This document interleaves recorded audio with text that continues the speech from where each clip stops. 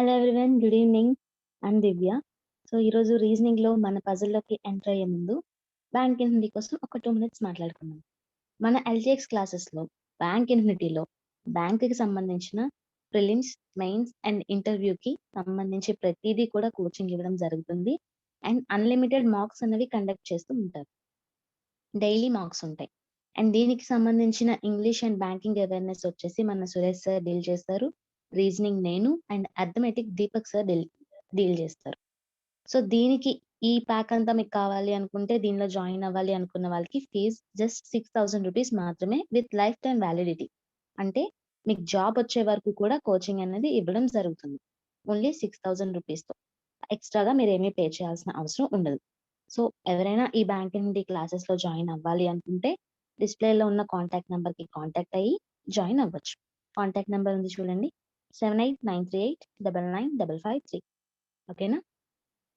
So, ఈరోజు మన పజిల్‌లోకి enter అవుదాం. సో, ఎస్‌బీఐ క్లర్క్ ప్రిలిమ్స్ వస్తున్నాయి కాబట్టి నోటిఫికేషన్ వస్తుంది కాబట్టి దానికి సంబంధించి ఎస్‌బీఐ క్లర్క్ ప్రిలిమ్స్‌కి సంబంధించి డైలీ ఒక పజిల్ అనేది మనం డిస్కస్ చేసుకుందాం. సో, ఈరోజు పజిల్ వచ్చేసి ఇది. A square table is inscribed in another square table. 8 family members P, Q, R, S, T, U, V and W are sitting in the middle of the sides of the squares. అంటే ఒక square table లోపల ఇంకొక square table ఉందంట. ఓకేనా? So, దాని అర్థం ఏంటంటే first ఒక స్క్వేర్ టేబుల్ ఉంటుంది. దాని లోపల ఇంకొక స్క్వేర్ టేబుల్ ఉంటుంది. సో, స్క్వేర్‌కి ఇవి సైడ్స్ ఉన్నాయి కదా! ఒక్కొక్క సైడ్‌లో ఒక్కొక్కళ్ళు కూర్చొని ఉన్నారు. వాళ్ళందరూ కూడా ఫ్యామిలీ మెంబర్స్. 8 మెంబర్స్ ఉన్నారు. వాళ్ళందరూ కూడా ఫ్యామిలీ మెంబర్స్ అని చెప్పారు. Each person sits at one of the each person sits at one square is facing their spouse. అంటే ఎవరెవరైతే ఎదురెదురుగా కూర్చున్నారో వాళ్ళు వాళ్ళ స్పౌస్‌ని ఫేస్ చేస్తున్నారంట. స్పౌస్ అంటే ఏంటి? ఎవరు స్పౌస్ అంటే? వాళ్ళ life partner. If suppose husband and wife ఒకళ్ళనొకళ్ళు ఫేస్ చేస్తూ కూర్చున్నారు. అంటే దాని అర్థం ఏంటి? వాళ్ళు ఎలా కూర్చున్నారని? ఇఫ్ సపోజ్ వీళ్ళిలా లోపలికి ఫేస్ చేస్తే వీళ్ళిలా బయటికి. ఇలా. ఈ విధంగా వాళ్ళు కూర్చున్నారు అని అర్థం. ఓకేనా? సో, ఇలా కూర్చున్నారు. దీన్ని కొంచెం క్లియర్‌గా పెద్ద ఫిగర్ వేసుకొని చూసుకుందాం.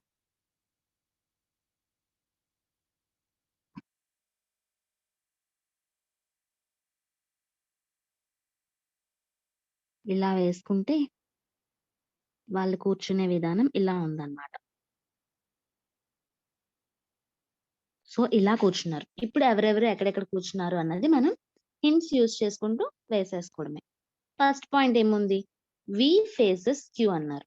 అంటే వికి అపోజిట్‌గా క్యూ ఒకళ్ళకొకళ్ళు ఫేస్ చేసి కూర్చున్నారు. అంటే దాని అర్థం ఏంటి సింపుల్‌గా? V and Q husband and wife అని తెలుస్తుంది. ఎందుకు? మనకి పాయింట్ ఇచ్చారు.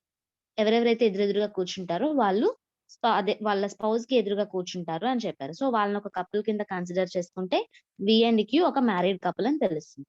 తర్వాత one person sits between V and husband of R. వికి ఆర్ తాలూకా హస్బాండ్‌కి ఒక పర్సన్ గ్యాప్ ఉన్నారంట. సో, మనం ఇప్పుడు ఎలా కన్సిడర్ చేసుకోవచ్చు వికి ఆర్ తాలూకా హస్బాండ్‌కి ఉన్నారంటే? సింప్లీ వికి అపోజిట్ లోనే అదే వి అండ్ క్యూకి అపోజిట్‌లో అంటే ఒక సైడ్‌లో మనకి వి అండ్ క్యూ కూర్చుంటే వాళ్ళకి అపోజిట్ సైడ్‌లో ఆర్ అండ్ ఆర్ తాలూకా స్పౌస్ ఉన్నారు అని మనం అర్థం చేసుకోవచ్చు. అంతేనా? సో, జనరల్‌గా మనం ఎలా వేసుకోవచ్చు వి అండ్ క్యూని ఏదో ఒక సైడ్ స్క్వేరే కాబట్టి మనం ఏ సైడ్‌లోనైనా వేసుకోవచ్చు. సో, ఎక్కడ వేసుకుందాం? అగైన్ ఇక్కడ ఇంకో డౌట్ వస్తుంది. వి ఇన్నర్ స్క్వేర్‌లో వేసుకోవాలా? ఔటర్ స్క్వేర్‌లో వేసుకోవాలా అని. సో, 2 రకాలుగా కూడా వేసుకోవచ్చు. ఒక దాంట్లో ఇన్నర్‌లో వేసుకొని ట్రై చేసుకోవచ్చు. ఇంకొక దాంట్లో ఔటర్‌లో వేసుకొని ట్రై చేసుకోవచ్చు.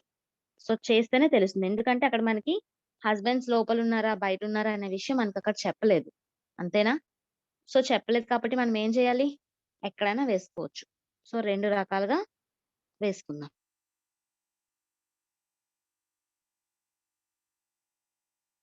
వేసుకుంటే ఒక దాంట్లో నేను వి బయట, క్యూ లోపల వేసుకుంటున్నా. ఇంకొక దాంట్లో క్యూ బయట, వి లోపల వేసుకుంటున్నాను. ఓకేనా? సో, వి అండ్ క్యూని ఇలా వేసుకున్నాను. Next one person sits between V and husband of R. వికి ఆర్ తాలూకా హస్బాండ్‌కి ఒక పర్సన్ ఉన్నారు అంటున్నారు. అంటే ఇక్కడ మనం ఔటర్ ఇటువైపు ఈ పాసిబిలిటీలో చూసుకుంటే వికి ఆర్ తాలూకా హస్బాండ్‌కి ఒకళ్ళుండాలి కదా! సో, ఆబ్వియస్‌లీ మనం వి నుంచి ఎటువైపు నుంచి ఒకళ్ళని విడిచిపెట్టినా అపోజిట్‌లోనే ఆర్ వస్తుంది. ఐ మీన్ ఆర్ తాలూకా హస్బాండ్ వస్తారు.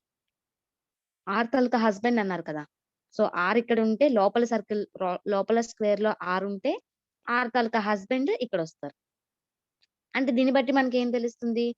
ఈ పార్ట్‌లో మనం రైట్ సైడ్ వేసుకున్న పాసిబిలిటీలో బయట స్క్వేర్‌లో కూర్చునే వాళ్ళందరూ మేల్స్ అని, లోపల స్క్వేర్‌లో కూర్చునే వాళ్ళందరూ ఫీమేల్ అని తెలుస్తుంది. ఎందుకు? వీకి ఆర్ తాలూకా హస్బెండ్‌కి ఒకళ్ళుండాలి అన్నారు. సో, ఆర్ తాలూకా హస్బెండ్‌కి ఉండాలి అంటే హస్బెండ్ బయట ఉన్నట్టే కదా! లోపల వైఫ్ ఉన్నట్టే అవుతుంది. సో, ఇక్కడ చూసుకుంటే వీకి ఆర్ తాలూకా హస్బెండ్‌కి అంటే ఇక్కడ వైఫ్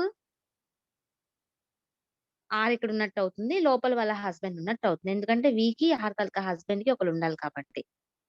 సో, ఇక్కడ ఇలా వస్తుంది. Next W faces the one who is an immediate neighbour of R. ఆర్‌కి ఇమ్మీడియేట్ నైబర్‌గా ఉన్న పర్సన్ డబ్ల్యూని ఫేస్ చేస్తున్నారు అంట. సో, డబ్ల్యూని ఫేస్ చేస్తుంటే ఆర్‌కి ఇమ్మీడియేట్ నైబర్స్ ఇద్దరుంటారు కదా! అటువైపు ఒకళ్ళు, ఇటువైపు ఒకళ్ళు. అందులో ఒకళ్ళు డబ్ల్యూని ఫేస్ చేస్తున్నారు. సో, మనం డబ్ల్యూ ఎక్కడ వేసుకోవచ్చు? ఇక్కడైనా వేసుకోవచ్చు, ఇక్కడైనా వేసుకోవచ్చు. 2 ఛాన్సెస్ ఉంటున్నాయి. అంతేనా?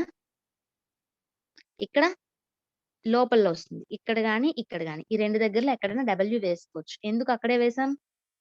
W faces the one who is an immediate neighbour of R అన్నారు. అంటే ఆర్‌కి ఇమ్మీడియేట్ నైబర్‌లో ఉన్న పర్సన్‌కి అపోజిట్‌లో డబ్ల్యూ ఉంటున్నారు. డబ్ల్యూని ఫేస్ చేస్తున్నారు అని అర్థం.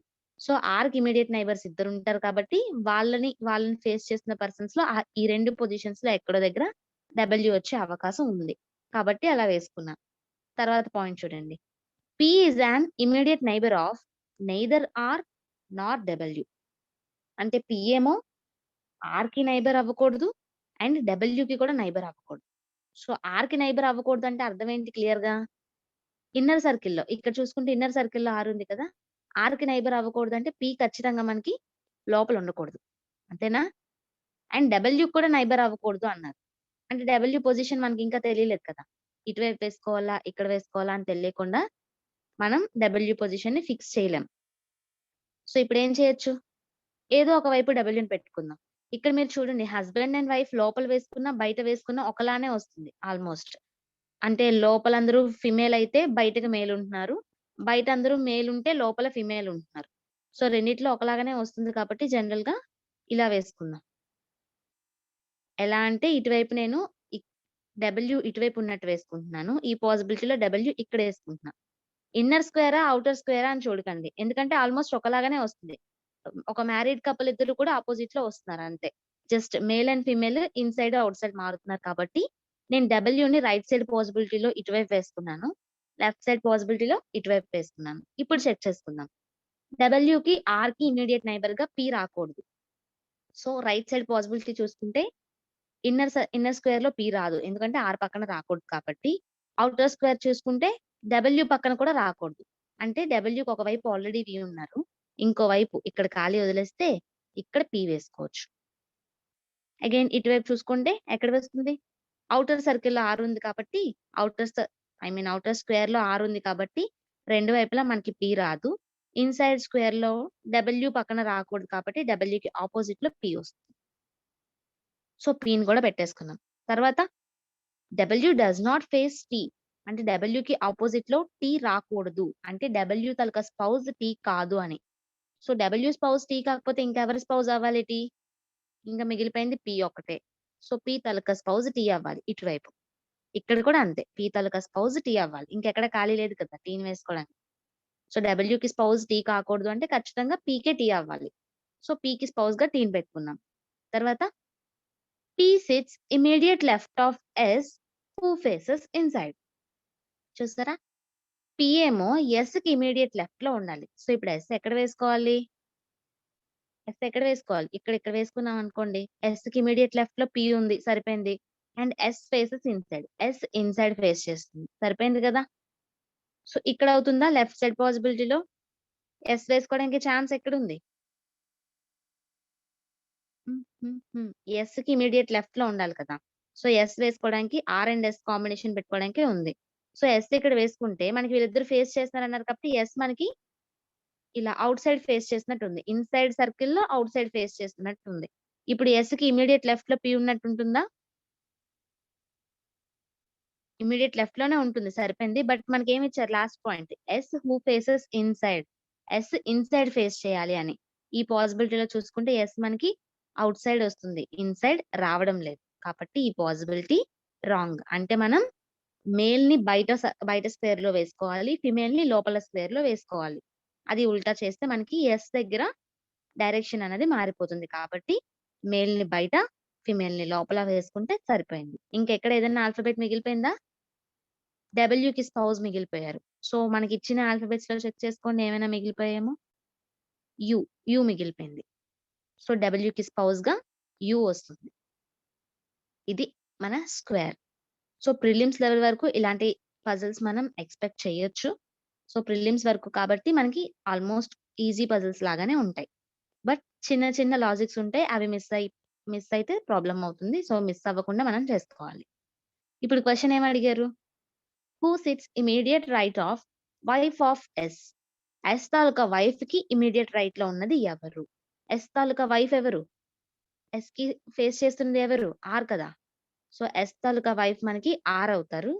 ఆర్‌కి ఇమ్మీడియేట్ రైట్‌లో ఎవరున్నారు? ఆర్ ఈ డైరెక్షన్‌లో ఫేస్ చేస్తున్నారు కాబట్టి ఇమ్మీడియేట్ రైట్ అంటే టీ అవుతారు. సో, మన ఆన్సర్ టీ. అంతే. సో, దీని పజిల్ మీద ఇంకొక 4 క్వెషన్స్ అలా 5 క్వెషన్స్ ఒక పజిల్‌కి 5 క్వెషన్స్ లెక్క అడుగుతారు. మనం ఇలా సింపుల్‌గా ఆన్సర్ చేసేసుకుంటే అయిపోయింది. అంతే. సో, ఇది ఈరోజు puzzle. All the best. SBI clerk ప్రిలిమ్స్‌కి బాగా ప్రాక్టీస్ చేయండి. బాగా రాయండి. మనం ఇలాగే రోజుకో పజిల్ డిస్కస్ చేసుకుందాం. ఓకేనా? బై.